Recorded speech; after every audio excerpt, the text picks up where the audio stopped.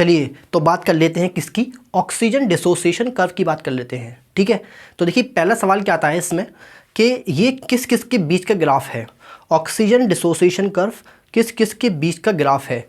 तो पहला सवाल ये आता है। तो चलिए पहले आप देखिए कि ये किस किस के बीच का ग्राफ है। तो ये है आपके percentage saturation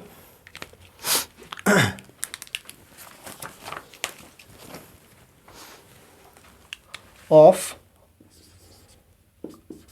haemoglobin with oxygen and partial pressure of oxygen, मतलब PO2 शॉर्ट में और इसकी यूनिट क्या होगी आपकी mmHg। ठीक है, तो सबसे पहला सवाल क्या है कि ऑक्सीजन डिसोसिएशन कर्व किस किस के बीच का ग्राफ है। तो ये किस किस के बीच का ग्राफ है, ये है आपके percentage saturation of haemoglobin with oxygen और पार्शियल प्रेशर ऑफ ऑक्सीजन, ये इन दोनों के बीच का ग्राफ है। ठीक है, अब दूसरा सवाल दूसरा सवाल ये है कि इसका शेप कैसा होता है। तो आप देखेंगे इसका शेप कैसा आता है, इसका शेप आता है एस शेप, या इसी को और क्या बोलते हैं आप, सिग्मोइड शेप। ठीक है, तो ये कैसा शेप है इसका, एस शेप, या इसी को आप बोलते हैं सिग्मोइड शेप। ठीक है, या सिग्मोइड कर्व भी बोलते हैं आप इसको। ठीक है, तो इसका शेप क्या है, एस शेप या सिग्मोइड शेप या सिग्मोइड कर्व बोलते हैं इसको आप। ठीक है, चलिए इसको समझते हैं आप कि इसका एस शेप क्यों आया। तो ये मैंने बनाई क्या आपके एल्वेलाई, और ये मैंने क्या बनाई, ये मैंने बनाई पल्मोनरी कैपिलरी। ठीक है, और पल्मोनरी कैपिलरी के अंदर ये मैंने क्या बनाया, ये बनाया मैंने आरबीसी। ठीक है, तो ये है आरबीसी। ओके, और आरबीसी के अंदर आप देखिए ये मैंने क्या बनाया, ये मैंने बनाया हीमोग्लोबिन। ठीक है, हीमोग्लोबिन बनाया, और ये क्या है आपके एल्वुलस।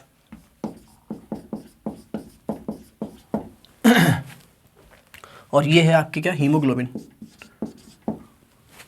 तो अब देखिए ध्यान से, जब आपने पार्शियल प्रेशर ऑक्सीजन का ज़ीरो लिया है। ठीक है, तो मैंने स्टार्टिंग में पार्शियल प्रेशर क्या लिया है, ऑक्सीजन का ज़ीरो। ऑक्सीजन का पार्शियल प्रेशर ज़ीरो का मतलब है कि यहाँ पे ऑक्सीजन प्रेजेंट ही नहीं है। ठीक है, ऑक्सीजन जब एब्सेंट है, जब उसका पार्शियल प्रेशर ज़ीरो है, तो उस केस में आप देखेंगे कि हीमोग्लोबिन से ऑक्सीजन की कोई बाइंडिंग नहीं होगी। ठीक है, तो यहाँ देखिए आप ज़ीरो सैचुरेशन आएगा, ज़ीरो पार्शियल प्रेशर पे ज़ीरो सैचुरेशन आएगा। ठीक है, अब मैंने क्या किया, अब मैंने हौले हौले पार्शियल प्रेशर बढ़ाना शुरू किया ऑक्सीजन का। ठीक है, तो मैं ऑक्सीजन का पार्शियल प्रेशर बढ़ाना शुरू करता हूँ। तो मैंने किया इसको 10, 20, 30, 40, 50, 60, 70, 80, 90, 100। ठीक, ये मैंने इसका पार्शियल प्रेशर बढ़ाना शुरू किया।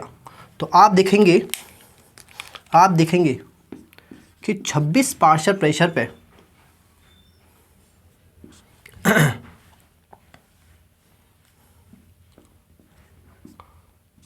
26 पार्शियल प्रेशर पे आप देखेंगे कि सैचुरेशन कितना आएगा आपके, यहाँ मान लीजिए आपके ये है 40, इसको मान लीजिए 20, इसको मान लीजिए कितना 60, और यहाँ ले लीजिए आपके कितना 80।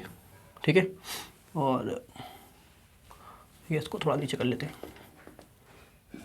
ये ले लीजिए 80, और ये ले लीजिए आपके 90, ये ले लीजिए 95।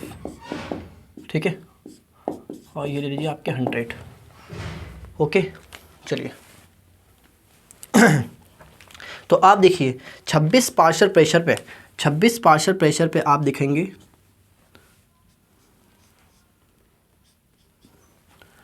कि saturation of haemoglobin with oxygen कितना आएगा, 50% आएगा। ठीक है, तो 50% सैचुरेशन कितने पे आता है, 26 पार्शियल प्रेशर पे आता है। ठीक है, तो इसका मतलब क्या है कि हीमोग्लोबिन की 50% साइट ऑक्यूपाइड है, कब, जब पार्शियल प्रेशर कितना है यहाँ पे 26 है।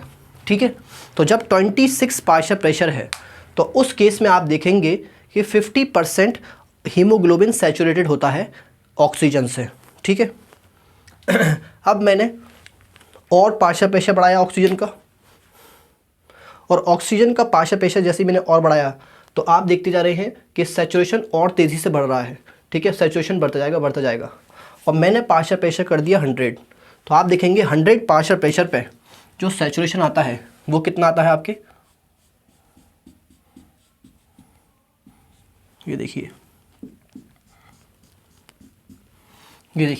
तो 100 सैचुरेशन पे, 100 पार्शियल प्रेशर पे 95% सैचुरेशन आएगा। ठीक है, तो 95% सैचुरेशन आता है आपके 100 पार्शियल प्रेशर पे। ठीक है, अब मैंने क्या किया, अब मैंने पार्शियल प्रेशर और बढ़ाया। ठीक है, और मैंने पार्शियल प्रेशर कर दिया कितना, 104। ठीक है, तो आप देखेंगे 104 पर भी कितना परसेंट, आप देखेंगे 104 पर भी 95 ही सैचुरेशन आएगा। ठीक है, तो 104 प्रेशर करने के बाद भी जितना आपके एल्वलाई में होता भी है नेचुरली, तो 104 पार्शियल प्रेशर पे भी आप देखेंगे कि परसेंटेज सैचुरेशन बढ़ेगा नहीं। इसलिए ये लाइन कैसे हो जाएगी आपके, स्ट्रेट लाइन हो जाएगी। ठीक है, तो इसलिए ये कर्व कैसा आया, देखिए स्टार्टिंग में बढ़ाया, तो स्टार्टिंग में बढ़ाने से आपके, स्टार्टिंग में पार्शियल प्रेशर बढ़ाने से आपकी सैचुरेशन बढ़ा, और उसके बाद एक लिमिट आने पे, मतलब 100 पार्शियल प्रेशर होने के बाद आप देखेंगे कि सैचुरेशन कितना पहुंच जाएगा, 95% पहुंच जाएगा। और उसके बाद अगर आप पार्शियल प्रेशर बढ़ाएंगे तो परसेंटेज सैचुरेशन नहीं बढ़ेगा, 95 ही पहुंचेगा। ठीक है, और लाइन कैसे हो जाएगी आपके, स्ट्रेट लाइन हो जाएगी। इसलिए इस ग्राफ का शेप कैसा आया आपके, इसका शेप आया एस शेप। ठीक है, या इसी को और क्या बोलते हैं आप, सिग्मॉइड कर्व भी बोलते हैं। ठीक है, चलिए, तो ये आपके समझ में आ गया होगा। चलिए, तो बात कर लेते हैं किसकी, factor affecting oxygen dissociation curve. ठीक, तो इसकी बात कर लेते हैं। तो देखिए, तो factor affecting oxygen dissociation curve, और इसका मतलब क्या है कि ये कौन से फैक्टर हैं जो आपके ऑक्सीजन की बाइंडिंग को हीमोग्लोबिन से अफेक्ट करते हैं। ये वो फैक्टर हैं जो ऑक्सीजन की बाइंडिंग को, ठीक है, जैसे मान लीजिए ये ऑक्सीजन है, तो इस ऑक्सीजन की बाइंडिंग को हीमोग्लोबिन से अफेक्ट करते हैं। ठीक है, तो यहाँ लिख देता हूँ मैं ब्रैकेट में। तो ये कौन से फैक्टर हैं, ये वो फैक्टर हैं जो अफेक्ट करते हैं binding of oxygen with haemoglobin,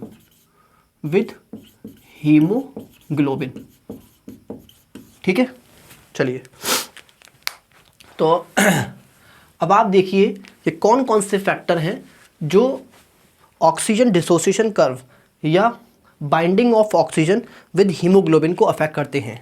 तो सबसे पहले मैं लिखता हूं आपके यहाँ पर, सबसे पहला फैक्टर है आपके पार्शियल प्रेशर ऑफ ऑक्सीजन। ठीक, तो पार्शियल प्रेशर ऑफ ऑक्सीजन ये मेन फैक्टर है, ये प्राइमरी फैक्टर है जो इस कर्व को अफेक्ट करता है, जो इस बाइंडिंग को अफेक्ट करता है। ठीक है, तो आप बिल्कुल सिंपल है, कैसे, जब ज़्यादा पार्शियल प्रेशर होगा ऑक्सीजन का तो ज़्यादा बाइंडिंग होगी। ठीक है, ज़्यादा ऑक्सीजन की बाइंडिंग होगी हीमोग्लोबिन से। अगर कम होगा पार्शियल प्रेशर तो कम बाइंडिंग होगी, सिंपल। तो आप लिखेंगे ये क्या है आपके, this is primary factor, primary या कह लीजिए मेन फैक्टर है ये। ठीक है, तो ये इंपॉर्टेंट क्वेश्चन बन सकता है यहां से। दूसरा, पार्शियल प्रेशर ऑफ CO2। ठीक है, तो पार्शियल प्रेशर ऑफ CO2 भी इस बाइंडिंग को अफेक्ट करता है, और ये आपके इन्वर्स रिलेशन में होता है। मतलब जब CO2 का पार्शियल प्रेशर ज़्यादा होगा तो आप देखेंगे बाइंडिंग ऑक्सीजन की हीमोग्लोबिन से क्या होगी, कम होगी, कम बाइंडिंग होगी। और जब CO2 का पार्शियल प्रेशर कम होगा तो आप देखेंगे कि ये बाइंडिंग ज़्यादा होगी। ठीक है,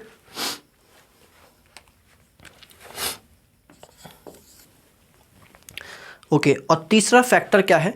तीसरा फैक्टर है टेम्परेचर। ठीक, तो तीसरा फैक्टर है आपके क्या? टेम्परेचर। और टेम्परेचर भी आपके इन्वर्स रिलेशन में ही होता है इसके। मतलब जब हाई टेम्परेचर होता है तो बाइंडिंग कम होती है ऑक्सीजन की हीमोग्लोबिन से, और जब लो टेम्परेचर होता है तो बाइंडिंग आपके क्या होती है? ज़्यादा होती है ऑक्सीजन की हीमोग्लोबिन से। ठीक है, और चौथा क्या है? और चौथा है आपके क्या? पीएच। ठीक है, पीएच कह सकते हैं या H+ की कंसंट्रेशन। ठीक है, तो पीएच अगर आप देखेंगे, अगर लो पीएच है, और लो पीएच का मतलब क्या है कि एसिडिक कंडीशन, तो एसिडिक कंडीशन में आपके क्या होता है? बाइंडिंग कम होती है। बाइंडिंग कम होती है मतलब ऑक्सीजन का क्या हो जाता है? हीमोग्लोबिन से डिसोसिएशन हो जाता है। ठीक है, और जब पीएच हाई होता है, पीएच हाई का मतलब क्या है? एल्कलाइन कंडीशन है, तब आपके क्या होता है? एसोसिएशन होता है। ठीक है, तो मैंने आपको क्या बताई मैंने आपको बताए फैक्टर्स जो बाइंडिंग को अफेक्ट करें ऑक्सीजन की हीमोग्लोबिन के साथ। ठीक है, और ये कितने फैक्टर होते हैं? ये मैंने आपको 4 फैक्टर बताए। और कौन कौन से फैक्टर बताए? पहला है पार्शियल प्रेशर ऑफ ऑक्सीजन, जो कि मेन फैक्टर है, प्राइमरी फैक्टर है। ठीक है, ज़्यादा पार्शियल प्रेशर होगा ऑक्सीजन का तो क्या होगा? एसोसिएशन होगा, और कम पार्शियल प्रेशर होगा तो क्या होगा? आपकी डिसोसिएशन होगा। सिंपल। दूसरा फैक्टर क्या है? Partial pressure of CO2। CO2 का अगर पार्शियल प्रेशर ज़्यादा होगा तो आप देखेंगे ऑक्सीजन का डिसोसिएशन होगा, डिसोसिएशन। CO2 ज़्यादा तो CO2 ऑक्सीजन को हटा देगी हीमोग्लोबिन से, और इसका क्या होगा? डिसोसिएशन। ठीक है, और अगर CO2 का पार्शियल प्रेशर क्या होगा? कम होगा, तो आप देखेंगे ऑक्सीजन जाकर के बैठ जाएगी हीमोग्लोबिन पे, तब क्या होगा? एसोसिएशन होगा ऑक्सीजन का हीमोग्लोबिन से। ठीक है, और तीसरा फैक्टर क्या है? टेम्परेचर। और टेम्परेचर हाई होगा तो ये डिसोसिएशन करवा देगा ऑक्सीजन का, और टेम्परेचर लो होगा तो ये आपके एसोसिएशन हो जाएगा ऑक्सीजन का हीमोग्लोबिन के साथ। और लास्ट फैक्टर क्या है? लास्ट फैक्टर है पीएच। और पीएच भी कुछ इन्वर्स रिलेशन में ही है। लो पीएच होगा मतलब एसिडिक कंडीशन होगी तो क्या होगा? डिसोसिएशन। और अगर हाई पीएच है, अल्कलाइन कंडीशन है, तो क्या होगा? आपके एसोसिएशन होगा। ठीक है, चलिए अब इसमें आप ग्राफ को देख लेते हैं कि ग्राफ कैसे अफेक्ट होगा। तो ग्राफ बनाते हैं यहाँ पे कुछ यहाँ। ठीक, तो आप जानते हैं oxygen dissociation curve S shape होता है, और ये किस किस के बीच का ग्राफ होता है? Percentage saturation of haemoglobin with oxygen. ठीक है, और किसके बीच का होता है? Partial pressure of oxygen. ये इन दोनों के बीच का कर्व होता है। ठीक है, अब बात करते हैं आपके, ये मैं आपको पहले ही बता चुका हूं कि 26 पार्शियल प्रेशर पे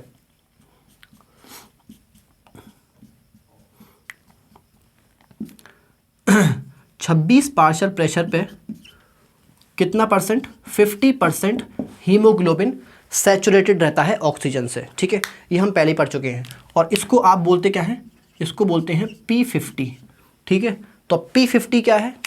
P50 आपके पार्शियल प्रेशर है ऑक्सीजन का, जिस पर आपके कितना परसेंट? 50% सैचुरेशन आता है हीमोग्लोबिन का ऑक्सीजन के साथ। ठीक है, तो P50 क्या है? P50 वो पार्शियल प्रेशर है जिस पर 50% सैचुरेशन आए ऑक्सीजन का हीमोग्लोबिन के साथ। ठीक है, चलिए अब आप देखिए ध्यान से, इसमें आपके 2 कंडीशन आती हैं। एक आता है आपके क्या? Right shift. ठीक है, तो देखिए ग्राफ आपके राइट में शिफ्ट हो गया, तो इसको आप क्या बोलते हैं? Right shift. ठीक है, इसको क्या बोलते हैं आप? Right shift. तो इसको मैंने कहा ये क्या है आपके? This is right shift. ठीक है, राइट शिफ्ट। और ये देखिए आप, दूसरा ग्राफ बनाया मैंने आपके ये, तो ये आपके ग्राफ कहाँ शिफ्ट हो गया? लेफ्ट में हो गया, तो इसको आप क्या बोलते हैं? इसको आप बोलते हैं लेफ्ट शिफ्ट। ठीक है, तो अगर ग्राफ राइट में शिफ्ट हुआ है तो आपने क्या कहा? उसको राइट शिफ्ट। और ग्राफ अगर लेफ़्ट में शिफ्ट हुआ है तो उसको आप क्या बोलते हैं, लेफ़्ट शिफ्ट। ठीक है, अब देखते हैं कि इसका मतलब है क्या। देखिए आप ध्यान से सुनिए पहले। मान लीजिए अभी आप मान लीजिए कि अभी आप 4 घंटे में 4 पेज पढ़ते हैं एनसीईआरटी के। ठीक है, आप 4 घंटे में 4 पेज पढ़ते हैं एनसीईआरटी के। ठीक है, नॉर्मल कंडीशन है अभी ना, मतलब मान लीजिए 30 डिग्री टेम्परेचर है आपकी कमरे का, 30 डिग्री टेम्परेचर है, बारिशों का मौसम है। ठीक है, अब क्या हुआ कि बहुत गर्मी हो गई, धूप आ गई और बहुत गर्मी हो रही है आपके कमरे में। तो गर्मी की वजह से आप देख रहे हैं कि आपकी इफ़िशियंसी घट जाएगी। अब आप वही 4 पेज आप 6 घंटे में पढ़ेंगे, 4 घंटे के बजाय। ठीक है, तो आपको 6 घंटे लगे। अब आपको ज़्यादा टाइम लग रहा है उतना पढ़ने में, गर्मी की वजह से आप पढ़ नहीं पा रहे, तो आप 6 घंटे में पढ़ पाए वो 4 पेज। ठीक है, तो आपको आप देखिए कोई चीज़ ऐसी है एनवायरनमेंट की जो आपकी पढ़ाई को रोक रही है, हिंडर कर रही है। ठीक है, अब यहाँ भी देखिए ऐसा ही, यहाँ भी कुछ ऐसा ही है। आप देख रहे हैं कि यहाँ 50% जो सैचुरेशन आ रहा है, आप देखेंगे वो 26 से ज़्यादा पे आ रहा है। मान लीजिए मैंने कितना ले लिया, 30 ले लिया। ठीक है, एग्जाम्पल के तौर पे मैंने 30 ले लिया, तो आप देख रहे हैं कि 26 से ज़्यादा प्रेशर देना पड़ रहा है 50% सैचुरेशन अचीव करने के लिए। तो इसका मतलब क्या है कि कोई चीज़ ऐसी है इन्वायरमेंट में, कोई ऐसी चीज़ है या बॉडी में ऐसी कोई चीज़ है जो इस एसोसिएशन को हिंडर कर रही है, बल्कि क्या कर रही है, डिसोसिएशन कर रही है ऑक्सीजन का, किससे, हीमोग्लोबिन से। तो ये अनफेवरेबल कंडीशन हो गई। ठीक है, जैसे आपने देखा ना कि जब नॉर्मल था, 30 डिग्री टेम्परेचर था, बारिशों का मौसम था, तब आप 4 घंटे में 4 पेज पढ़ रहे थे। ठीक है, अब क्या हुआ, गर्मी आ गई बहुत ज़्यादा, तो अब आप 6 घंटे में 4 पेज पढ़ पा रहे हैं। तो बाहर का कंडीशन अनफेवरेबल है, तो उससे आपकी पढ़ाई पे असर पड़ा। ऐसे ही बाहर की कंडीशन अगर अनफेवरेबल है तो आपको ज़्यादा क्या देना पड़ रहा है, ज़्यादा पार्शियल प्रेशर लगाना पड़ रहा है 50% सैचुरेशन अचीव करने के लिए। तो राइट शिफ्ट कैसी कंडीशन होती हैं आपके, फेवरेबल नहीं, अनफेवरेबल होती है। ठीक है, ये होती हैं आपके अनफेवरेबल कंडीशन में होता है। तो राइट शिफ्ट कब होता है, अनफेवरेबल कंडीशन में। ओके, अब आप देखिए, अब आपने एसी खरीद लिया और आपने एसी ऑन करा। ठीक, तो एसी से आपने मान लीजिए 22 डिग्री पे लिया एसी को, और अब आप देख रहे हैं कि वही 4 पेज आप 2 घंटे में पढ़ रहे हैं। ठीक है, तो अब आपकी इफ़िशियंसी बढ़ गई, टेम्परेचर कम होने से आपकी इफ़िशियंसी बढ़ गई। तो इन्वायरमेंट में अब ऐसी कंडीशन है जिसकी वजह से अब आपको कम टाइम देना पड़ रहा है उतना ही पढ़ने के लिए। ऐसे यहाँ देखिए कि ब्लू वाले ग्राफ में देखिए। ठीक है, यहाँ देखिए 20, अब आप देखिए लेफ़्ट शिफ्ट में 20 पार्शियल प्रेशर पे ही, 20 पार्शियल प्रेशर पे ही 50% सैचुरेशन अचीव हो गया। मतलब कोई ऐसी चीज़ें हैं यहाँ पर, मान लीजिए आपकी बॉडी का टेम्परेचर अच्छा है। ठीक है, तो कुछ यहाँ पे जो इन्वायरमेंटल कंडीशन है, जो बॉडी की कंडीशन है, वो फेवर कर रही हैं किसको, एसोसिएशन को फेवर कर रही हैं। ठीक है, वो एसोसिएशन को फेवर कर रही हैं, इसलिए आपने देखा कि लो पार्शियल प्रेशर पे ही, 20 पार्शियल प्रेशर पे ही आपके 50% सैचुरेशन अचीव हो गया। ठीक है, चलिए, तो ये कैसी कंडीशन में होता है आपके, ये होता है फेवरेबल कंडीशन में, फेवरेबल कंडीशन। और ये किसको फेवर करता है आपके, लेफ्ट शिफ्ट का मतलब है क्या, association of oxygen with haemoglobin. और राइट शिफ्ट का मतलब क्या है, डिसोसिएशन। ये वो कंडीशन है जो डिसोशिएट करवा रही हैं, dissociation of oxygen with haemoglobin. ठीक है, तो एक बार और देख लेते हैं। राइट शिफ्ट का मतलब देखिए क्या है, राइट शिफ्ट का मतलब देखिए क्या है, अब आपको ज़्यादा प्रेशर देना पड़ रहा है, ऑक्सीजन का ज़्यादा प्रेशर लगाना पड़ रहा है आपको 50% सैचुरेशन अचीव करने के लिए। तो 50% सैचुरेशन अचीव करने के लिए आपको ज़्यादा प्रेशर देना पड़ रहा है। जैसे आपको ज़्यादा पढ़ना पड़ रहा है, ज़्यादा टाइम देना पड़ रहा है आपको 4 पेज पढ़ने के लिए, ऐसे ही आपको ज़्यादा प्रेशर देना पड़ रहा है 50% सैचुरेशन अचीव करने के लिए। इसका मतलब ये है कि इन्वायरमेंटल कंडीशन या बॉडी कंडीशन आपकी जो है किसको फेवर कर रही हैं, डिसोसिएशन को फेवर कर रही हैं। ठीक है, इसलिए आपको ज़्यादा प्रेशर देना पड़ रहा है एसोसिएशन बढ़ाने के लिए। ठीक है। तो इसीलिए ये राइट शिफ्ट क्या इंडिकेट करता है, डिसोसिएशन को इंडिकेट करता है। तो जैसे जैसे जितना ज़्यादा राइट शिफ्ट होगा, इसका मतलब क्या है कि ज़्यादा डिसोसिएशन होता जाएगा ऑक्सीजन का, किससे, हीमोग्लोबिन से। और लेफ़्ट शिफ्ट में देखिए क्या होता है, लेफ़्ट शिफ्ट में आप देखिए कंडीशन अच्छी है और ऑक्सीजन आपके अपने आप ही जाके बैठ रही है, ठीक है। आपकी बॉडी का टेम्परेचर अच्छा है मान लीजिए तो बॉडी का टेम्परेचर अच्छा है, तो इसका मतलब क्या है कि ऑक्सीजन अपने आप जाके बैठ रही है वहाँ पर। तो ये किसको फेवर कर रहा है, एसोसिएशन को। तो इसीलिए आप देख रहे हैं कि 20 पार्शियल प्रेशर पे ही 50% सैचुरेशन अचीव हो गया। कम पार्शियल प्रेशर पे ही ज़्यादा सैचुरेशन, 50% सैचुरेशन हो गया। नॉर्मली कितना होता है, 26, और 26 से कम पे हो रहा है, तो इसका मतलब ये है कि कंडीशंस अच्छी हैं, इसीलिए 20 पर ही हो गया एसोसिएशन 50%, ठीक है। तो इसीलिए क्या होगा, association of oxygen with haemoglobin, ठीक है। अब आते हैं आपकी ये कौन सी कंडीशंस हैं जो एसोसिएशन को फेवर करती हैं, ये हम पहले ही पढ़ चुके हैं। क्या क्या होती है आपकी, जब ऑक्सीजन का पार्शियल प्रेशर ज़्यादा हो, ठीक है। दूसरी, ये तो प्राइमरी फैक्टर है, CO2 का पार्शियल प्रेशर क्या हो, कम हो, ठीक है। तो आप देखेंगे कि CO2 का पार्शियल प्रेशर अगर कम है तो आपको 26 तक जाने की ज़रूरत भी नहीं है, 26 से पहले ही आप 50% एसोसिएशन अचीव कर लेंगे, ठीक है। तो ये फेवरेबल कंडीशन हो गई। और टेम्परेचर क्या हो, टेम्परेचर हो लो, ठीक है।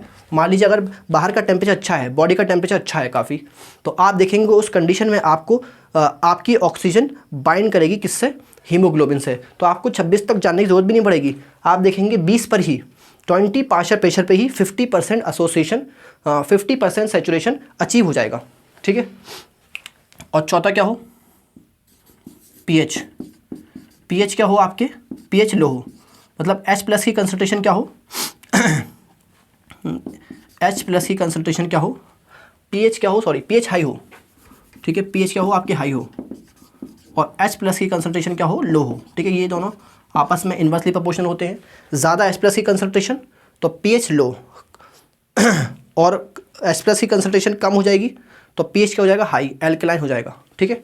तो H+ अगर ज़्यादा होगा तो एसिडिक कंडीशन और पीएच लो, और H+ अगर कम होगा तो आपकी बेसिक या पीएच क्या हो जाएगा आपकी high, okay.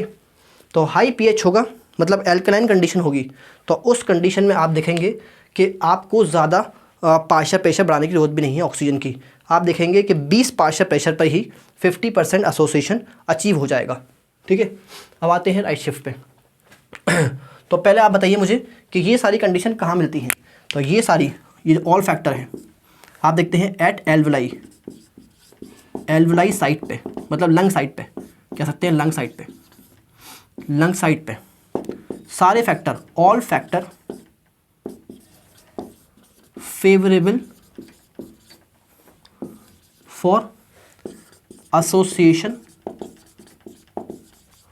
Of oxygen with haemoglobin,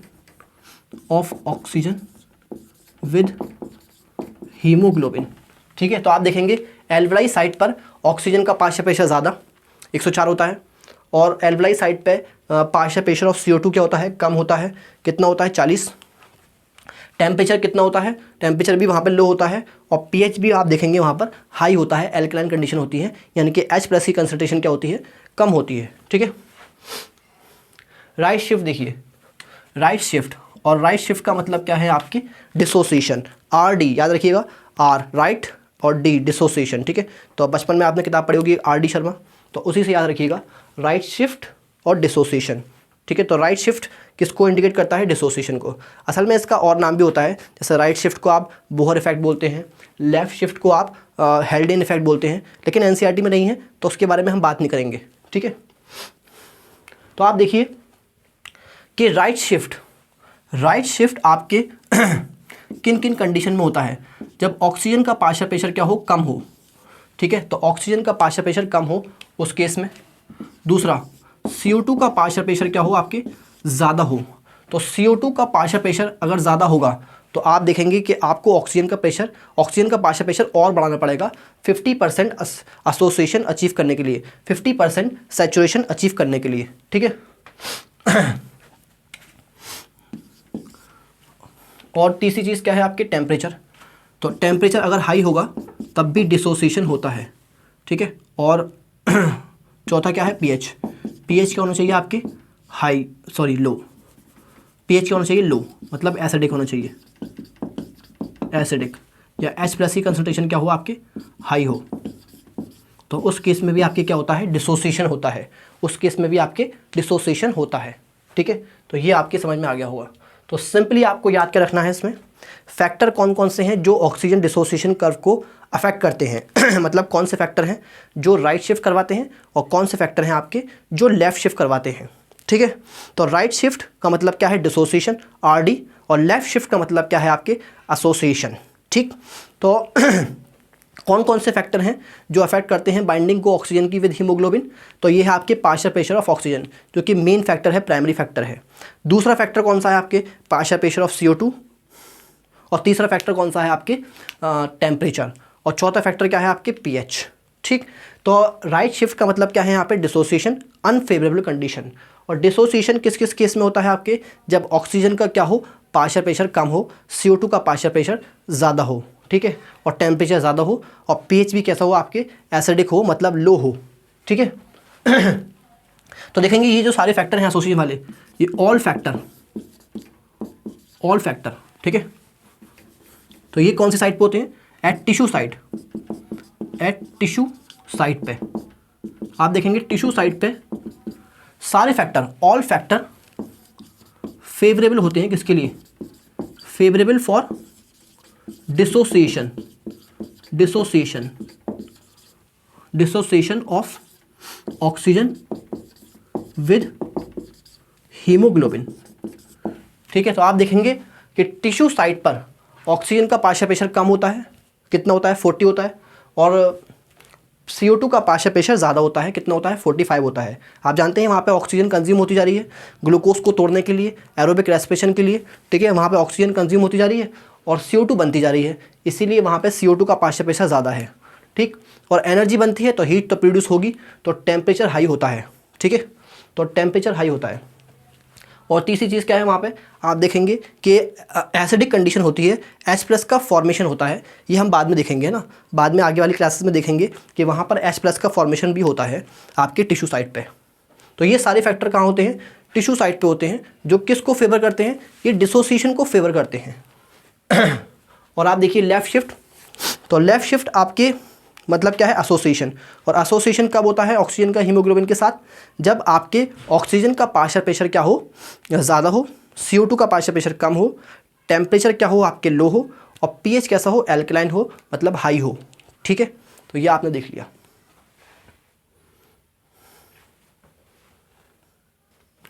चलिए तो अब बात कर लेते हैं किसकी, CO2 के ट्रांसपोर्ट की, ठीक है। तो जैसे आपने ऑक्सीजन का ट्रांसपोर्ट देखा था कि ऑक्सीजन आपके किसके थ्रू ट्रांसपोर्ट होती है, एक तो होती है आपके RBC के थ्रू, ठीक है। चलो उसको हम बना लेते हैं एक बार। ये मान लीजिए क्या है, ये है आपके ब्लड वेसल, ठीक है। और ब्लड वेसल में आप देखिए ये क्या है आपके ये है आपके RBC, तो ये है आपके क्या RBC, ठीक है। और RBC के अंदर क्या है, ये है मान लीजिए क्या हीमोग्लोबिन, ठीक है, ये है हीमोग्लोबिन। और आप देखिए ब्लड में क्या है, बाकी WBC है, प्लेटलेट्स हैं, और ये है आपके क्या प्लाज्मा, ओके। तो मैंने WBC और प्लेटलेट नहीं बनाई है, तो मुझे खाली ये बताना है कि प्लाज्मा के अंदर गैसेस डिज़ोल्व कर सकती हैं, और ऑक्सीजन 3% डिज़ोल्व स्टेट में ट्रांसपोर्ट होती है, ठीक है। तो प्लाज्मा में ऑक्सीजन 3% डिज़ोल्व होकर ट्रांसपोर्ट होती है, और बाकी 97% आप जानते हैं RBC के थ्रू ट्रांसपोर्ट होती है। RBC में आपके क्या होता है हीमोग्लोबिन, और हीमोग्लोबिन के आपके कितने पार्ट होते हैं, हीमोग्लोबिन के आप जानते हैं 2 पार्ट होते हैं, एक होता है आपके नॉन प्रोटीन पार्ट जिसको आप क्या बोलते हैं हीम, और एक होता है आपके क्या ग्लोबिन जो कि प्रोटीन पार्ट होता है, ठीक है। और प्रोटीन पार्ट है तो आप जानते हैं ये है प्रोटीन पार्ट, और ये किसका पॉलीमर होता है, पॉलीमर ऑफ अमाइनो एसिड। आप जानते हैं प्रोटीन किसके पॉलीमर होते हैं, अमाइनो एसिड के पॉलीमर होते हैं, ठीक है। और मैं आपको अगर स्ट्रक्चर दिखाऊं अमीनो एसिड का, तो अमीनो एसिड का स्ट्रक्चर कुछ ऐसा दिखता है। ये हम बायोमोलिक्यूल में पढ़ेंगे इसके बारे में। अभी आप देख लीजिए, मुझे आपको कुछ बताना है। अब आप देखेंगे ये जो ग्रुप है इसको बोलते हैं अमीनो ग्रुप। ये कौन सा ग्रुप होता है? Amino group. This is amino group, amino group. तो आपके जो CO2 बाइंड करता है वो CO2 किससे बाइंड करता है? आपके इस अमीनो ग्रुप से बाइंड करता है, ठीक है। तो आप देखिए फ़र्क क्या है, आरबीसी से ऑक्सीजन भी ट्रांसपोर्ट होता है 97% और आरबीसी से CO2 भी ट्रांसपोर्ट होता है। लेकिन आप देखेंगे कि CO2 बाइंड का करता है, ऑक्सीजन बाइंड करता है हीम से, हीम के सेंटर में आयरन है उससे बाइंड करता है। लेकिन आप देखेंगे CO2 किससे बाइंड करता है? CO2 आपके प्रोटीन पार्ट मतलब ग्लोबिन, ग्लोबिन से बाइंड करता है। और ग्लोबिन आपके अमीनो एसिड से मिलकर बना है, क्योंकि ये प्रोटीन है तो अमीनो एसिड से मिलकर बना है। और अमीनो एसिड के जो अमीनो ग्रुप है CO2 उससे बाइंड करता है। तो दोनों की बाइंडिंग साइट अलग है, ठीक है। तो दोनों की बाइंडिंग साइट क्या होती हैं? अलग होती हैं, ठीक है। तो आप देखेंगे कि CO2 भी ट्रांसपोर्ट हो सकता है किससे? थ्रू आरबीसी, आरबीसी से बाइंड कर आरबीसी के थ्रू ये भी ट्रांसपोर्ट करता है। और किससे बाइंड करता है? बाउंड टू हीमोग्लोबिन, ठीक है। और आप जानते हैं अब हीमोग्लोबिन के कौन से पार्ट से? ग्लोबिन पार्ट से, ठीक है। प्रोटीन पार्ट से बाइंड करता है ये। तो bound to haemoglobin to form carbamino haemoglobin, ठीक है। तो आप देखिए कितना परसेंट करता है ये करता है आपके 20 to 25% आरबीसी के थ्रू हीमोग्लोबिन से बाइंड करके, ठीक है। तो आप देखिए CO2 प्लस हीमोग्लोबिन, और ये क्या बन गया आपके? ये बन गया आपके क्या? कार्बा अमीनो हीमोग्लोबिन। इसको आप क्या बोलते हैं? कार्बा अमीनो हीमोग्लोबिन। और ये बाइंडिंग भी कैसी है? ये भी रिवर्सिबल बाइंडिंग है, ये भी परमानेंट बाइंडिंग नहीं है, ये भी आपके निकल सकता है, ठीक है। चलिए, तो मैंने आपको बताया कि आरबीसी के थ्रू CO2 भी ट्रांसपोर्ट कर सकता है। और किस फॉर्म में करता है वो? कार्बा अमीनो हीमोग्लोबिन। तो कार्बा अमीनो क्यों बोला यहाँ पे? क्योंकि ये अमीनो ग्रुप से बाइंड करता है ग्लोबिन पार्ट के, ठीक है। इसलिए इसको क्या बोला? कार्बा अमीनो हीमोग्लोबिन, ठीक है। अब दूसरा देखिए, जैसे ऑक्सीजन डिसॉल्व कर जाती है आपके प्लाज्मा में, ऑक्सीजन कम डिसॉल्व कर पाती है, तो ऑक्सीजन कम सॉल्युबल होती है। और आप जानते हैं CO2 20 to 25 टाइम्स ज़्यादा सॉल्युबल होती है प्लाज्मा के अंदर कंपेयर टू ऑक्सीजन। तो आप देखेंगे कि प्लाज्मा से जो ट्रांसपोर्ट होगा CO2 का वो ऑक्सीजन से ज़्यादा होता है। ऑक्सीजन का 3% होता है और CO2 का कितना होता है? 7%, ठीक है। तो आप देखेंगे इन डिसॉल्व स्टेट में थ्रू प्लाज्मा के थ्रू, और ये कितना होता है? 7%, ठीक है। ये कितना होता है आपके? 7%। चलिए, तो ये आपने देख लिया। और तीसरा देखिए कैसे ट्रांसपोर्ट होता है? एस बाई कार्बोनेट, ठीक है, बाइकार्बोनेट की फॉर्म में। तो ये कितना होता है? बाइकार्बोनेट, देखिए ये वाले जो आयन होते हैं बाइकार्बोनेट, आपने केमिस्ट्री में पढ़ा होगा, बाइकार्बोनेट की फॉर्म में। और ये कितना होता है आपके?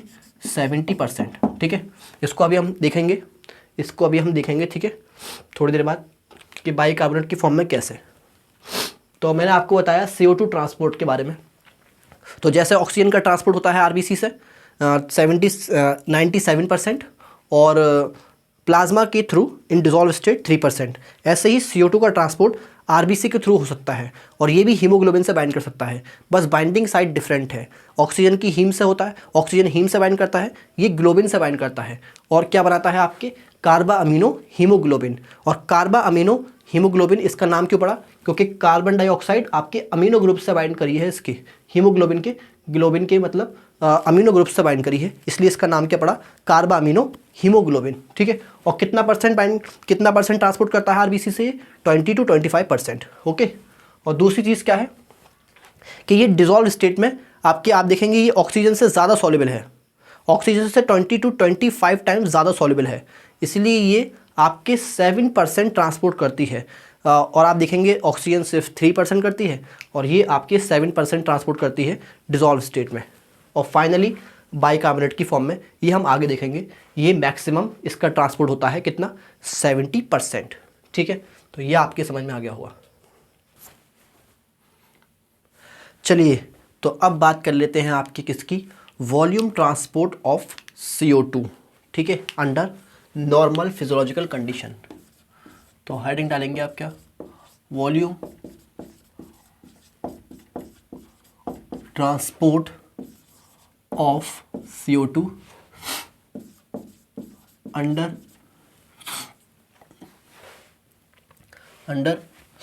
नॉर्मल फिजियोलॉजिकल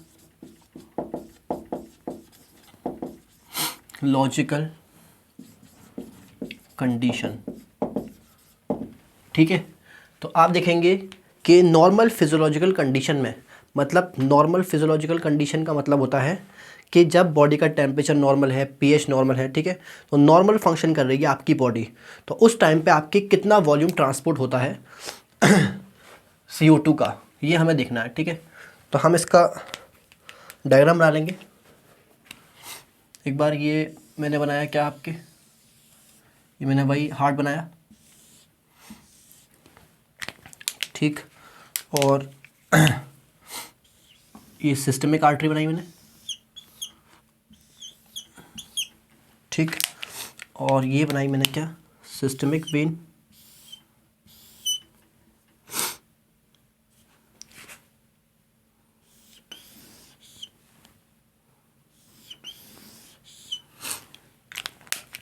ठीक, और ये ले लीजिए आप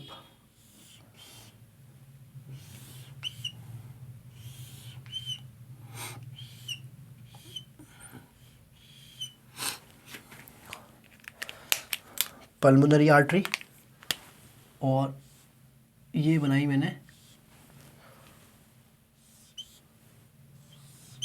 पल्मोनरी वेन। ठीक है, और ये बनाई मैंने आपके क्या, एल्वेलाई। ठीक है, और यहाँ बनाई मैंने आपके बॉडी टिश्यू। ठीक है, तो ये बनाई मैंने क्या, बॉडी टिश्यू। ओके, चलिए, तो अब आप देखिए कि यहाँ पर आपके कैसा ब्लड है, यहाँ आपके ऑक्सीजनेटेड ब्लड है। ये जो एल्वेलाई से आ रहा है ये आपके क्या है, ऑक्सीजनेटेड ब्लड, ऑक्सीजनेटेड ब्लड। ठीक है, और ये भी आपके ऑक्सीजनेटेड ब्लड है। ठीक है, ये हार्ट में होते हुए आया, ये भी आपके ऑक्सीजनेटेड ब्लड है। और ये कैसा ब्लड है आपके, ये है आपके डीऑक्सीजनेटेड ब्लड, डीऑक्सीजनेटेड ब्लड। ठीक है, तो अब आप देखेंगे कि ऑक्सीजनेटेड ब्लड के अंदर आपके 48 ml CO2 होता है पर 100 ml of deoxygenated blood, sorry oxygenated not deoxygenated, पर 100 ml of oxygenated blood. Okay, तो आप देखेंगे अगर आप 100 ml ऑक्सीजनेटेड ब्लड लेंगे तो उसके अंदर आपके 48 ml CO2 डिसॉल्व होता है। ठीक है, ओके, और आप जानते हैं ऑक्सीजनेटेड ब्लड के अंदर 19 ml O2 होता है। ठीक है, और CO2 कितना है, 48 ml। अब ये देखिए, तो यहाँ पर आप देखेंगे कि बॉडी टिश्यू में आपके CO2 प्रोड्यूस हो रहा है मेटाबॉलिज्म से, ग्लूकोज के मेटाबॉलिज्म से CO2 प्रोड्यूस हो रहा है, और CO2 आप देखेंगे कि यहाँ पर डिफ्यूज़ कर जाएगा टिश्यू में, और आप देखेंगे कि यहाँ पर जो CO2 डिफ्यूज़ होता है वो कितना होता है, ये होता है आपके 4 ml पर 100 ml ऑफ ब्लड। ठीक है, तो आप देखेंगे कि 4 ml आपके ऑक्सीजन, आपके CO2, 4 ml CO2 आपके यहाँ पर डिफ्यूज़ होकर के आता है बॉडी टिश्यू से आपके सिस्टमिक कैपिलरी में। ठीक है, तो याद रखिएगा आप कि 100 ml ऑक्सीजनेटेड ब्लड के अंदर 48 ml CO2 होता है, और आप देखेंगे हर every 100 ml blood receive 4 ml of CO2। तो आप बताइए आप मुझे कि डीऑक्सीजनेटेड ब्लड के अंदर कितना CO2 होगा। तो आप यहाँ लिखेंगे कि ये होता है आपके 52 ml, तो 48 ml प्लस 4 ml, तो ये कितना हो गया आपके 52 ml ऑफ CO2 पर 100 ml ऑफ डीऑक्सीजनेटेड ब्लड, ठीक है, ओके। तो हर डीऑक्सीजनेटेड ब्लड में, हर 100 ml डीऑक्सीजनेटेड ब्लड में आपके 52 ml CO2 होता है, ठीक है। और यहाँ देखेंगे यहाँ भी 52 ml होगा, 52 ml पर 100 ml, 52 ml पर 100 ml, ठीक है। तो यहाँ पे भी 52 ml CO2 होगा, ये भी क्योंकि ये भी आपकी डीऑक्सीजनेटेड ब्लड है, और इसी वजह से आप देखेंगे यहाँ पर जो CO2 डिफ्यूज़ हो जाएगा वो 4 ml हो जाता है पर 100 ml ऑफ ब्लड, ठीक है। तो बस आपको सिंपली इसमें याद क्या रखना है कि अंडर नॉर्मल फिजियोलॉजिकल कंडीशन में आपके जो टिश्यू होते हैं वो आपके 4 ml CO2 ट्रांसपोर्ट करते हैं पर 100 ml ऑफ ब्लड, ठीक है, ये आपको याद रखना है। और आप ऑक्सीजन का तो आप जानते ही हैं, ऑक्सीजन जो ट्रांसपोर्ट होता है वो 5 ml ट्रांसपोर्ट होता है आपके ऑक्सीजनेटेड ब्लड से बॉडी टिश्यू में पर 100 ml, ठीक है। चलिए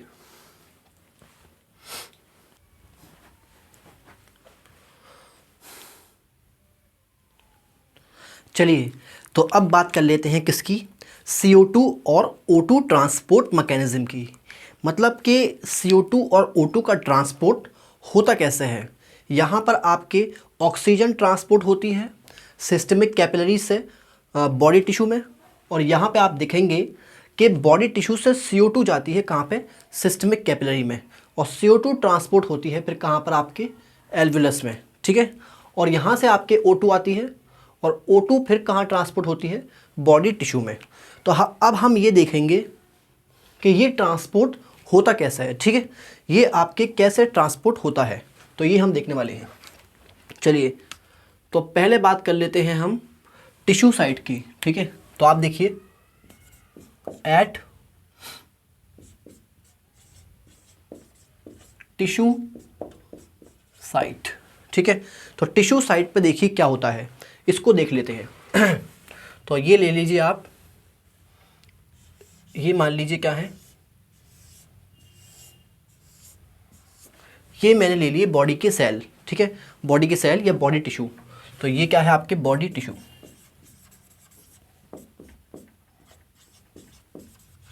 ओके।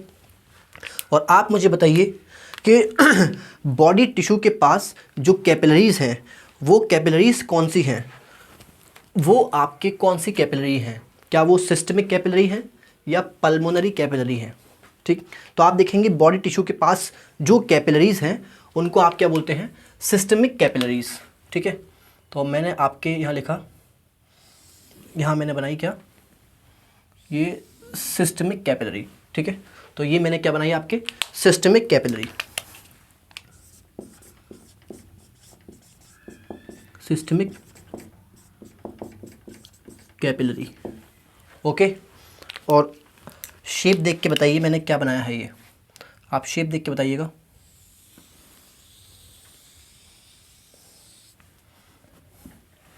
तो ये मैंने क्या बनाया है आपके, ये बनाया है मैंने आरबीसी, ठीक है। तो आरबीसी थोड़ा बड़ा कर लेते हैं, आरबीसी थोड़ा बड़ा कर लेते हैं, तो ठीक है। तो ये मैंने क्या बनाया है आपके आरबीसी,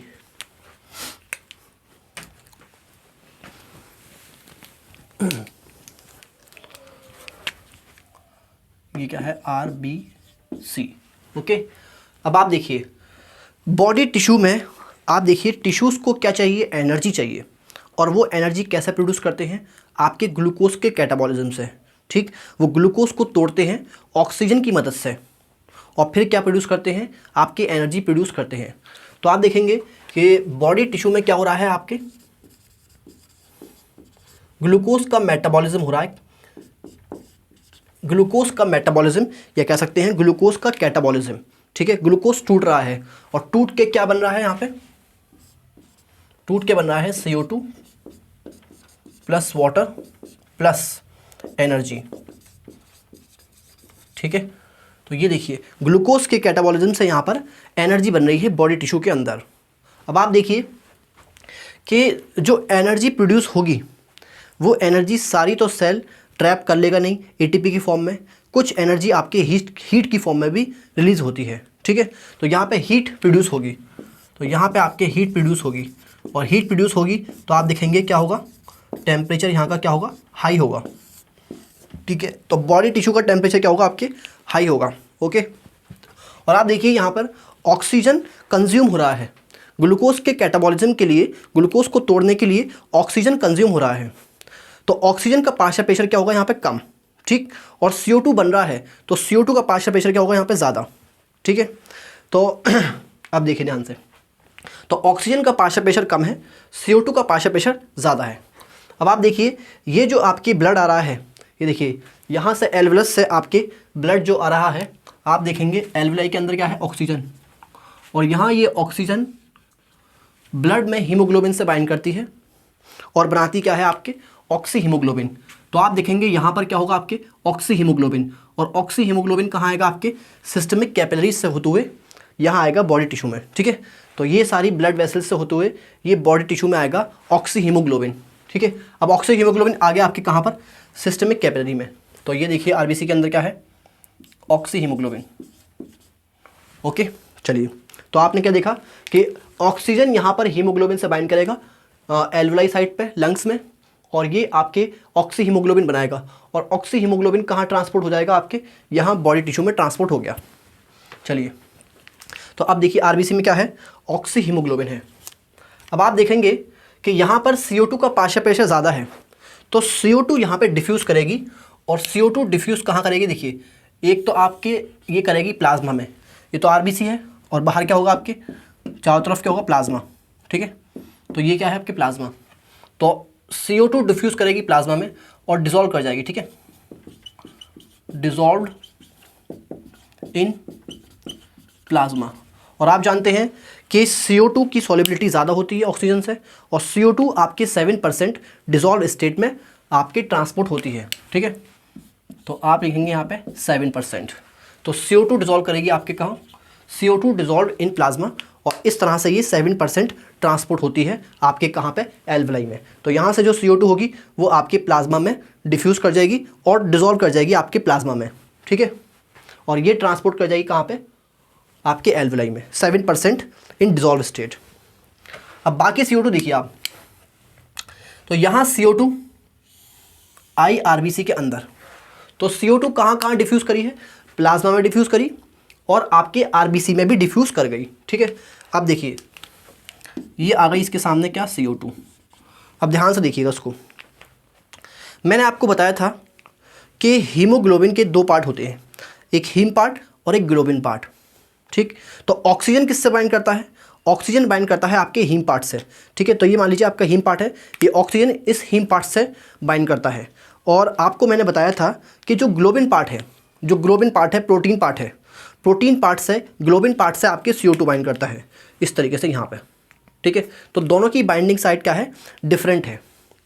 तो अगर मैं आपको कहूँ कि CO2 के बाइंड करने से, CO2 के बाइंड करने से ऑक्सीजन यहाँ से हट जाएगा, तो आप कहेंगे सर दोनों की बाइंडिंग साइट तो डिफरेंट है, तो ये आपके CO2 बाइंड करने से O2 कैसे हट रहा है, यहाँ से ऑक्सीजन का डिसोसिएशन क्यों हो रहा है।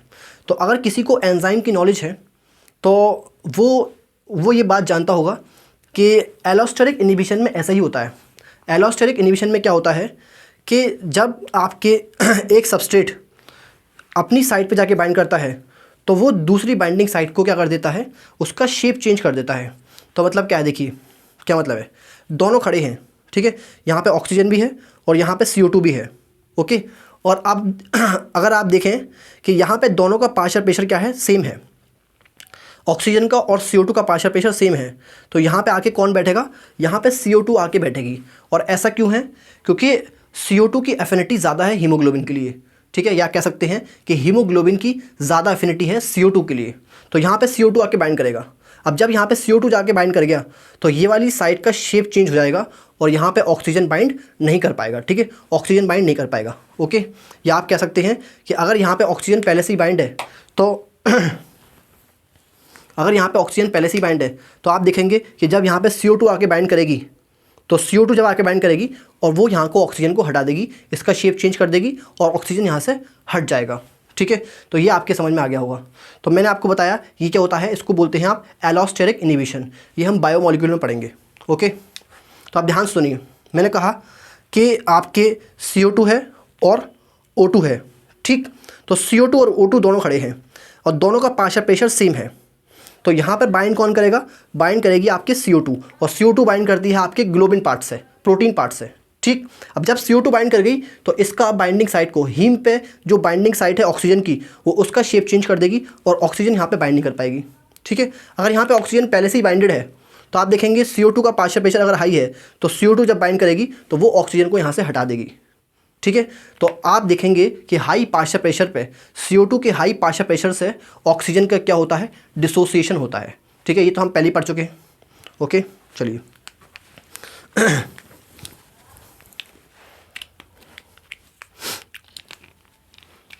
तो आप देखेंगे यहाँ पे कि जब CO2 का पार्शियल प्रेशर हाई है तो ऑक्सी हीमोग्लोबिन का क्या होगा, डिसोसिएशन होगा और ऑक्सी हीमोग्लोबिन टूट जाएगा किसके अंदर, ऑक्सीजन एंड हीमोग्लोबिन, और CO2 आके यहाँ पे बाइंड कर जाएगा और क्या बन जाएगा, कार्बा अमीनो हीमोग्लोबिन, और आपके ऑक्सीजन अलग हो गया, ठीक है। तो ऑक्सीजन टूट जाएगा। तो हाई पार्शियल प्रेशर, CO2 के हाई पार्शियल प्रेशर से ऑक्सी हीमोग्लोबिन का क्या होता है, डिसोसिएशन होता है, ठीक है।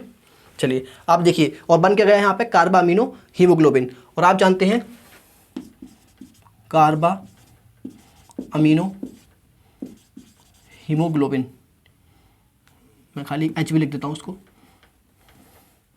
कार्बा अमीनो हीमोग्लोबिन की फॉर्म में CO2 का ट्रांसपोर्ट अप्रॉक्सीमेटली 20 to 25% होता है, ठीक है। चलिए अब आप देखिए कि CO2 जब यहाँ से ट्रांसपोर्ट होगा यहाँ पर RBC के अंदर, और प्लाज्मा से, ये जो प्लाज्मा है बाहर, प्लाज्मा से वाटर ट्रांसपोर्ट होगा अंदर, और दोनों मिलकर के क्या बनाएंगे, आपके दोनों मिलकर के बनाएंगे कार्बोनिक एसिड H2CO3, ठीक है। दोनों मिलकर के क्या बनाएंगे, H2CO3, ठीक है। और इस रिएक्शन को कैटलाइज करता है एक एंजाइम जिसका नाम है CA, ठीक है। और CA की फुल फॉर्म क्या है, CA की फुल फॉर्म मैं यहाँ लिखता हूँ, और CA की फुल फॉर्म है आपकी कार्बोनिक एनहाइड्रेस, ठीक है। ये एक एंजाइम है। तो कार्बोनिक एनहाइड्रेस इस रिएक्शन को कैटलाइज करता है। तो CO2 प्लस वाटर क्या बना आपके, H2CO3, और इस रिएक्शन को कौन कैटलाइज करता है, कार्बोनिक एनहाइड्रेस एंजाइम, ठीक है।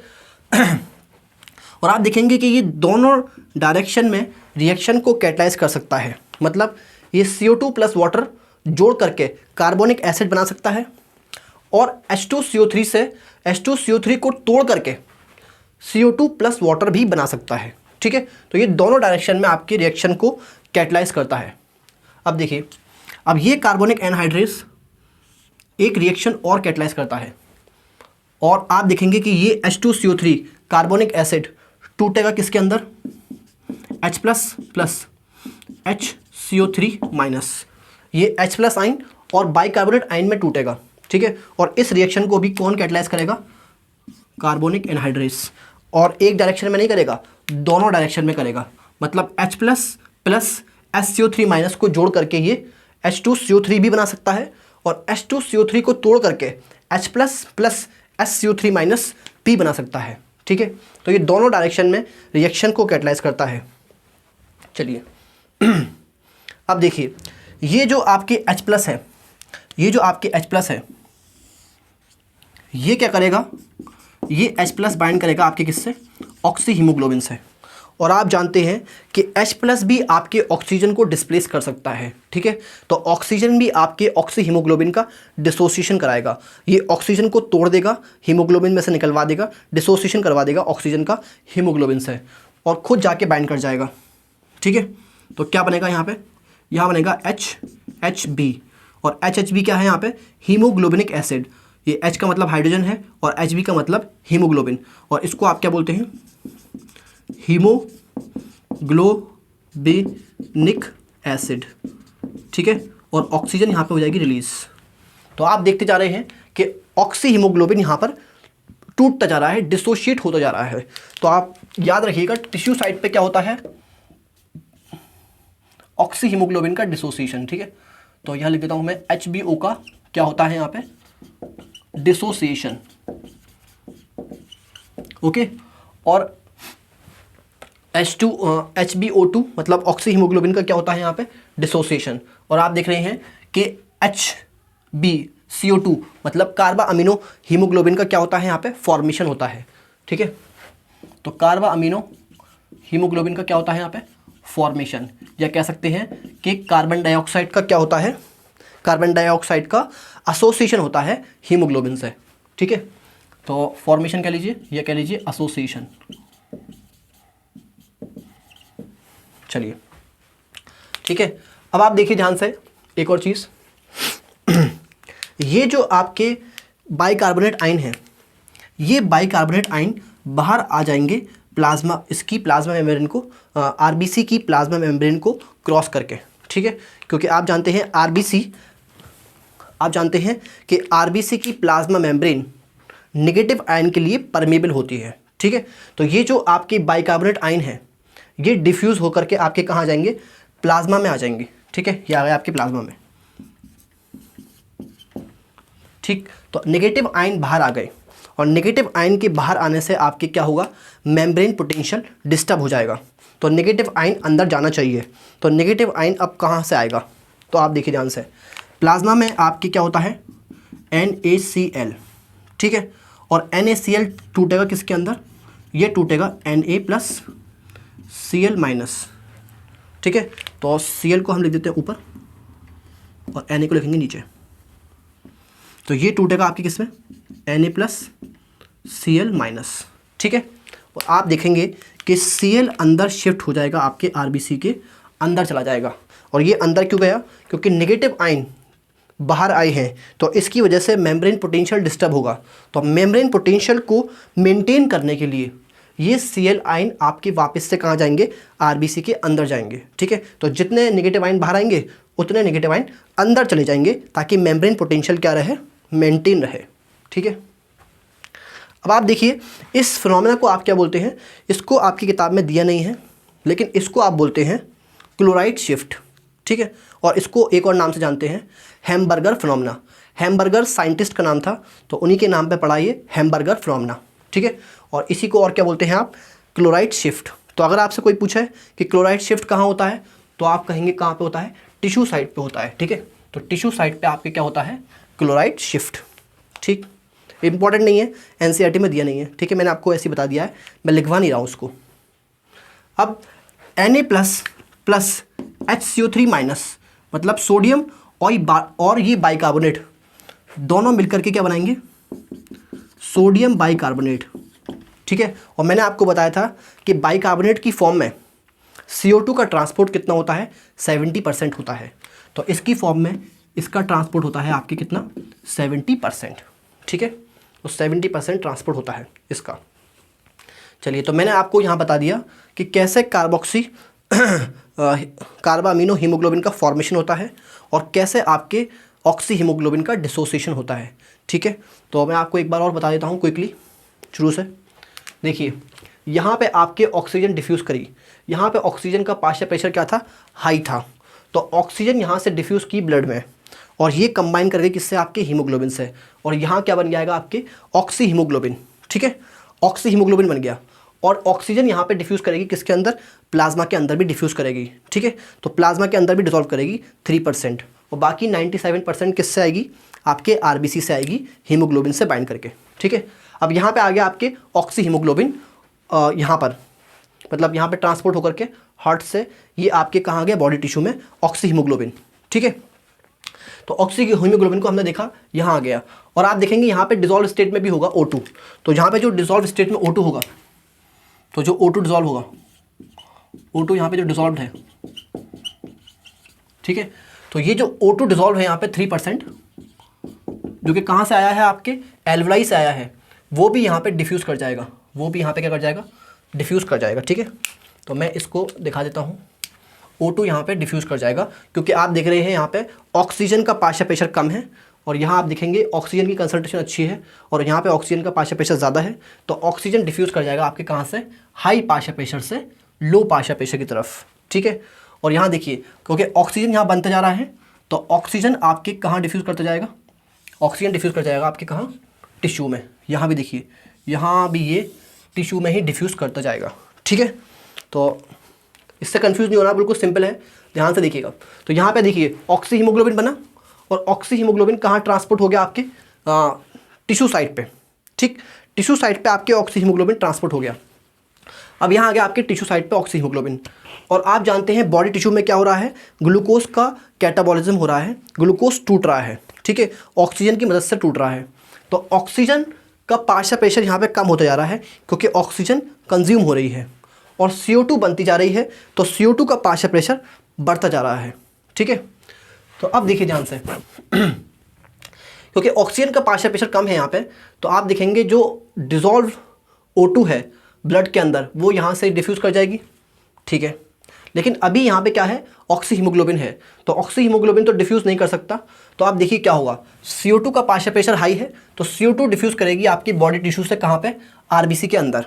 ठीक है, RBC के अंदर ये डिजॉल्व कर, अब RBC के अंदर ये डिफ्यूज़ कर गई, और ये आपके डिफ्यूज़ करेगी कहाँ पे, प्लाज्मा के अंदर भी डिफ्यूज़ करेगी। तो ये RBC के अंदर भी डिफ्यूज़ करती है और प्लाज्मा के अंदर भी डिफ्यूज़ करती है, तो ये थोड़ी ज़्यादा सॉल्युबल है, इसलिए 7% डिजॉल्व कर जाएगी आपके, 7% आपके इसका ट्रांसपोर्ट होता है प्लाज्मा के थ्रू इन डिजॉल्व स्टेट। बाकी आपके CO2 कहाँ ट्रांसपोर्ट करेगी, RBC के अंदर डिफ्यूज़ कर जाएगी। ठीक है, अब CO2 आपके आ गई RBC के अंदर, और ये ऑक्सी हीमोग्लोबिन में से आप देखेंगे ऑक्सीजन को हटा देगी और खुद बाइंड कर जाएगी, और फॉर्मेशन किसका होगा, आपके कार्बा अमीनो हीमोग्लोबिन का, और इस फॉर्म में ये 20 to 25% ट्रांसपोर्ट होती है। बनेगा क्या, आपके ऑक्सीजन, और ऑक्सीजन यहाँ बन रहा है, तो ऑक्सीजन का पार्शियल प्रेशर यहाँ बढ़ेगा, और यहाँ पे ऑक्सीजन का पार्शियल प्रेशर घट रहा है, तो ऑक्सीजन यहाँ पे ट्रांसपोर्ट हो जाएगी आपके कहाँ, बॉडी टिश्यू में। ठीक है, और CO2 यहाँ पे ट्रांसपोर्ट होगी RBC में, और प्लाज्मा में से क्या होगा, पानी ट्रांसपोर्ट होगा, प्लाज्मा में से यहाँ पे क्या हो रहा है, पानी ट्रांसपोर्ट हो रहा है RBC के अंदर। तो CO2 प्लस वाटर मिल करके क्या बनाएंगे, आपके कार्बोनिक एसिड।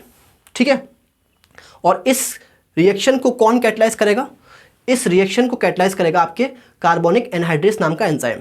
ठीक है, अब H2CO3 कार्बोनिक एसिड टूटेगा किसके अंदर, H प्लस SCO3 माइनस में। ठीक है, और आप देखेंगे इस रिएक्शन को भी कौन कैटलाइज कराएगा, आपके कार्बोनिक एसिड ही कैटलाइज कराएगा।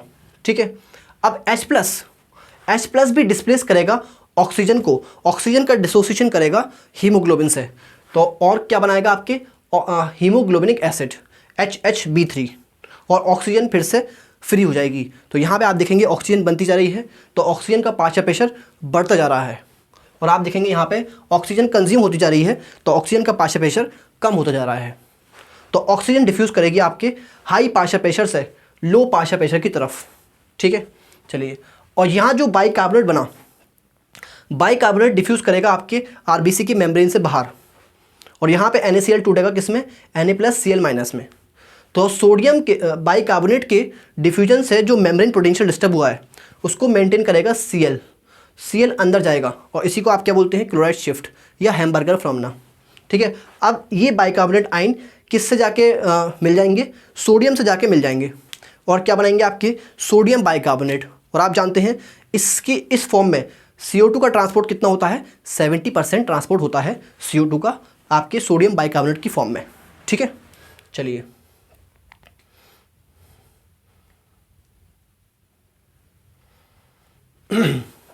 तो यहाँ तक आपने देख लिया। अब थोड़ा सा हम देख लेते हैं किसके बारे में, कार्बोनिक एनहाइड्रेस के बारे में भी देख लेते हैं, इस एंजाइम के बारे में। ओके, तो मैं आप इसको लिख लीजिए। अब मैं आपको दिखाता हूँ इसके बारे में, कार्बोनिक एनहाइड्रेस के बारे में। ठीक है, तो कार्बोनिक एनहाइड्रेस लिखेंगे इसको मिटा करके। ठीक है, इसको मिटा देते हैं।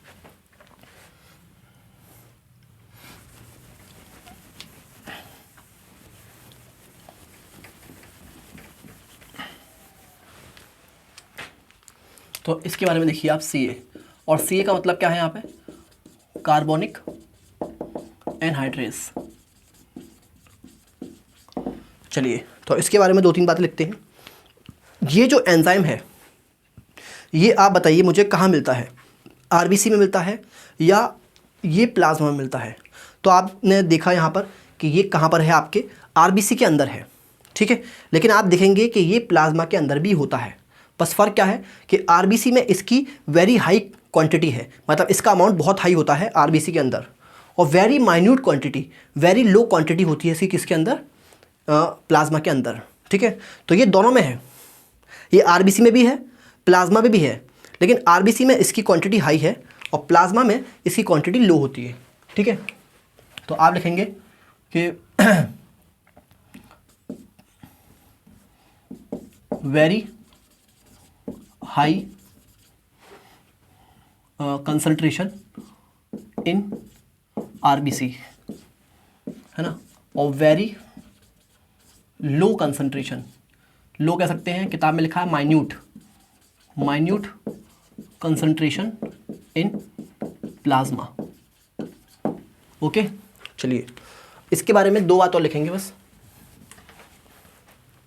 आप देखेंगे ये बॉडी के अंदर सबसे तेज़ एंजाइम है, तो ये है आपकी fastest enzyme in the body, ठीक है। बॉडी का क्या है, ये फास्टेस्ट एंजाइम, तो फास्टेस्ट एंजाइम ऑफ बॉडी, ठीक है। और चौथी बात क्या है कि ये रिएक्शन आपके एक डायरेक्शन में कैटलाइज करता है या दोनों डायरेक्शन में करता है। तो मैंने आपको बता दिया यहाँ पे कि ये रिएक्शन दोनों डायरेक्शन में कैटलाइज करता है, ठीक है। तो कैटलाइज रिएक्शन,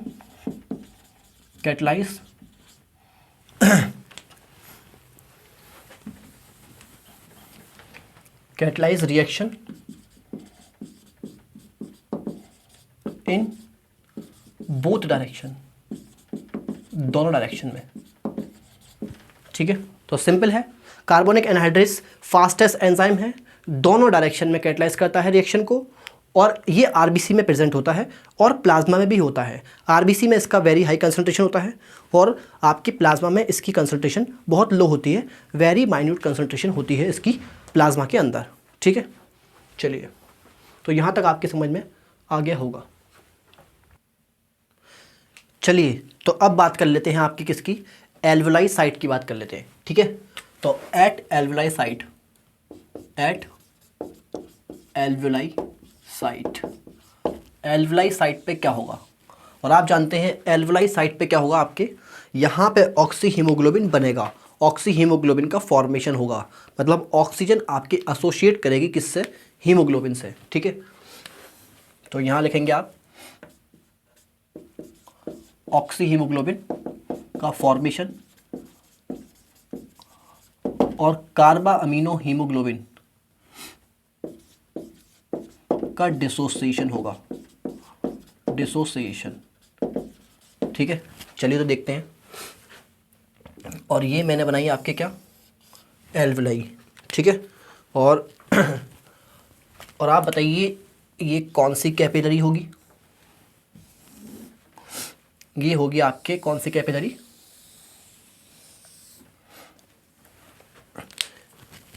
जो एल्वुलाई साइट पे है। तो जो एल्वुलाई साइट पे कैपिलरी होती है उसको आप क्या बोलते हैं, पल्मोनरी कैपिलरी, ठीक है। तो ये है आपकी पल्मोनरी कैपिलरी, और ये मैंने आपको दिखाया कि ये है पल्मोनरी कैपिलरी, पल्मोनरी कैपिलरी, ठीक है।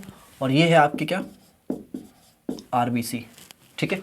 और ये क्या है आपके, एल्वियोलस, ठीक है। आपने ब्रीद इन किया और ब्रीथ करने के बाद आपने ऑक्सीजन और CO2 ली यहाँ पे, ठीक है। और आप जानते हैं कि टिश्यू साइड से यहाँ पे क्या क्या आ रहा है, यहाँ पे आपके CO2 आ रही है, डिजॉल्व लिख दो, यहाँ पे क्या है, डिजॉल्व CO2, डिजॉल्व CO2, ठीक है। और क्या है यहाँ पे, और आरबीसी के अंदर आ रहा है आपके कार्बा अमीनो हीमोग्लोबिन, ठीक है। तो कार्बा अमीनो हीमोग्लोबिन आ रहा है, और आपके यहाँ पर क्या है, बाइकार्बोनेट भी है, सोडियम बाइकार्बोनेट, ठीक है। तो ये भी आ रहा है आपके, टिश्यू साइड से। तो टिश्यू साइड से आपके CO2 किस फॉर्म में आ रही है, एक तो कार्बामिनो हीमोग्लोबिन की फॉर्म में आ रही है, एक आपके बाइकार्बोनेट की फॉर्म में, और एक आपके डिसॉल्व स्टेट में आ रही है। ठीक है, तो अब देखिए आप यहाँ पे ऑक्सीजन का पार्शियल प्रेशर क्या होता है, काफ़ी हाई होता है, और ये डीऑक्सीजनेटेड ब्लड के अंदर जो ऑक्सीजन का पार्शियल प्रेशर होता है वो लो होता है। ठीक है, तो ऑक्सीजन यहाँ पे डिफ्यूज़ करेगी हाई पार्शियल प्रेशर से, 104 पार्शियल प्रेशर से लो पार्शियल प्रेशर की तरफ, जो कितना होता है 40, और यहाँ पे ये डिज़ोल्व कर जाएगी। ठीक है, डिज़ोल्व इन प्लाज्मा, और आप जानते हैं कि प्लाज्मा में डिज़ोल्व होकर के ये 3% ट्रांसपोर्ट होती है। ठीक है, तो यह लिख देता हूँ मैं, ऑक्सीजन डिज़ोल्व इन प्लाज्मा, और ये 3% यहाँ पर डिज़ोल्व करती है। ठीक है, अब आप देखिए यहाँ से ये आपके डिफ्यूज़ करेगी आरबीसी के अंदर, और अब ये आ गई किस में, आरबीसी के अंदर। ठीक है, ओके, अब यहाँ पर देखिए ये यहाँ पर CO2 को डिस्प्लेस कर देगी, CO2 को मतलब कार्बा अमीनो हीमोग्लोबिन को डिसोशिएट कर देगी, CO2 को डिसोशिएट कर देगी हीमोग्लोबिन से। तो आप कहेंगे ये कैसे कर देगी, तो मैंने आपको कहा था भले ही CO2 की एफिनिटी ज़्यादा है, लेकिन आप देख रहे हैं यहाँ पे ऑक्सीजन का पार्शियल प्रेशर काफ़ी ज़्यादा है, तो इतनी ज़्यादा ऑक्सीजन होगी तो CO2 को ये डिस्प्लेस कर सकती है। ठीक है, भले ही अगर मैं आपसे कहूँ कि ये CO2 है और ये मान लीजिए ये आपके O2 है, अब दोनों का पार्शियल प्रेशर सेम है, तो यहाँ पे बाइंडिंग जो होगी वो CO2 की बाइंडिंग होगी। लेकिन अगर मैं कहूँ कि ऑक्सीजन का पार्शियल प्रेशर बहुत ज़्यादा है, सब जगह ऑक्सीजन है, चारों तरफ हीमोग्लोबिन के ऑक्सीजन ही ऑक्सीजन है, तो उस केस में आपके ऑक्सीजन बाइंड करेगी इस हीमोग्लोबिन से। ठीक है, चलिए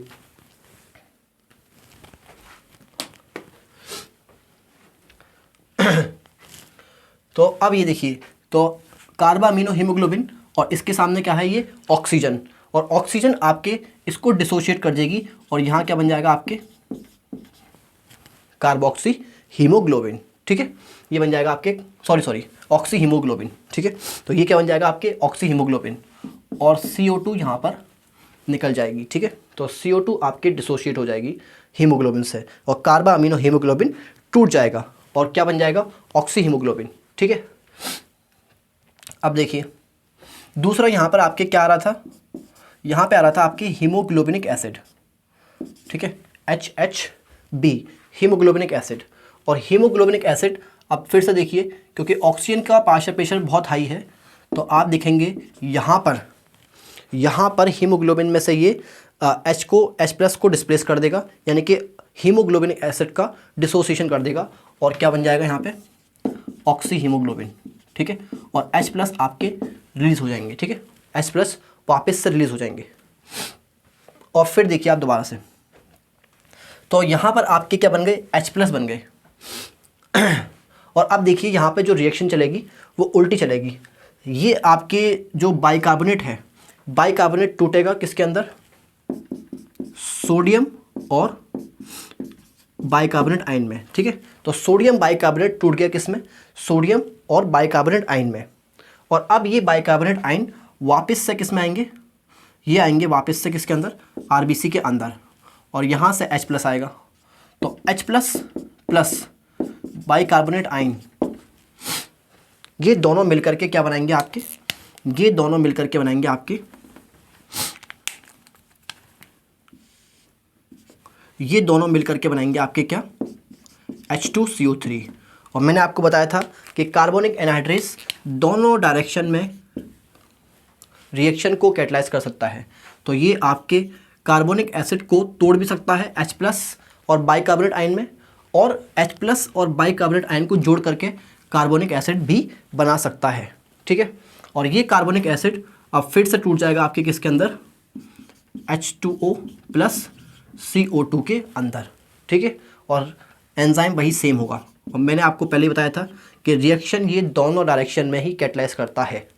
ठीक है, तो ये आपके CO2 प्लस वाटर को जोड़ करके कार्बोनिक एसिड भी बना सकता है, और कार्बोनिक एसिड को तोड़ करके CO2 और वाटर भी बना सकता है।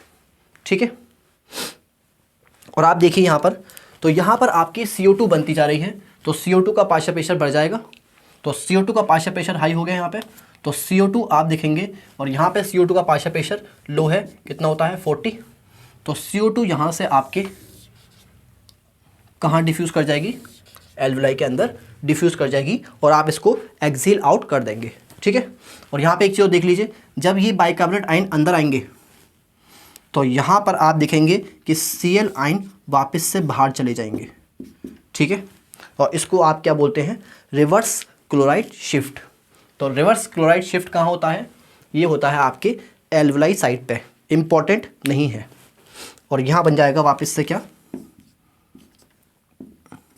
NaCl। तो आप देखेंगे एल्वुलाई साइड पे सारी की सारी कंडीशन कैसी हैं, फेवरेबल है ऑक्सी हीमोग्लोबिन बनने के लिए।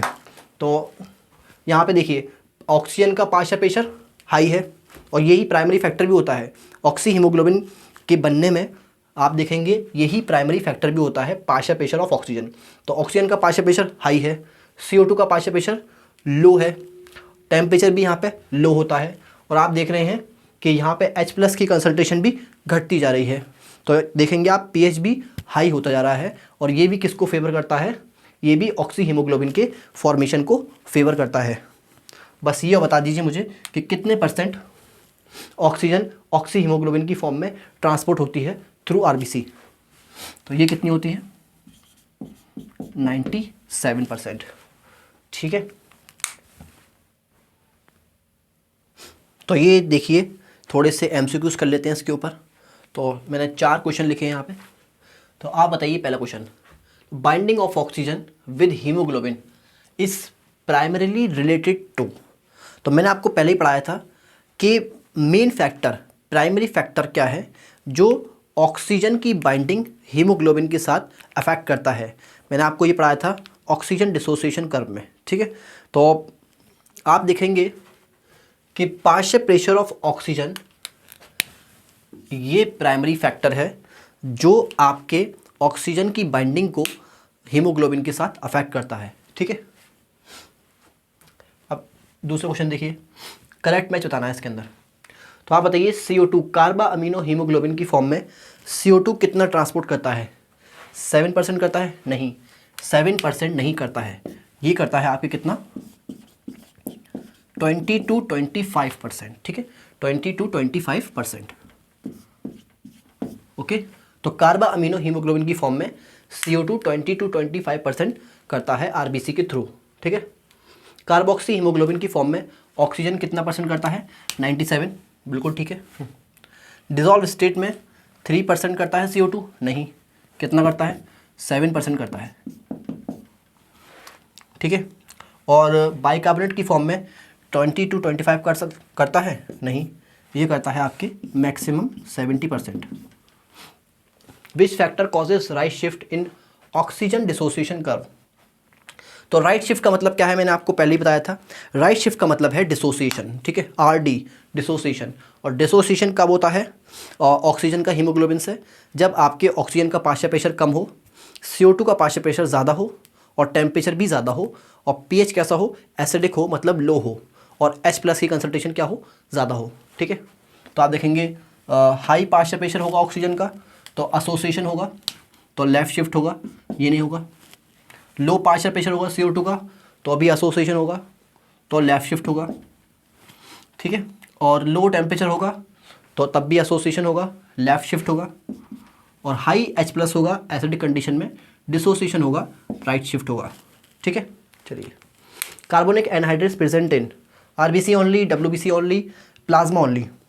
देखिए RBC में भी होता है और प्लाज्मा में भी होता है, लेकिन आप देखते हैं कि वेरी हाई कंसंट्रेशन प्रेजेंट होती है RBC के अंदर और very minute, very small quantity present होती है आपके प्लाज्मा के अंदर। तो प्रेजेंट तो दोनों में है, लेकिन RBC में बहुत ज़्यादा हाई कंसंट्रेशन होती है, लेकिन प्लाज्मा में आप देखेंगे बहुत स्मॉल कंसंट्रेशन होती है, बहुत माइन्यूट अमाउंट होता है। तो आंसर तो फिर भी क्या होगा, 4 ही होगा। प्रेजेंट तो दोनों में है और WBC में ये नहीं होता है।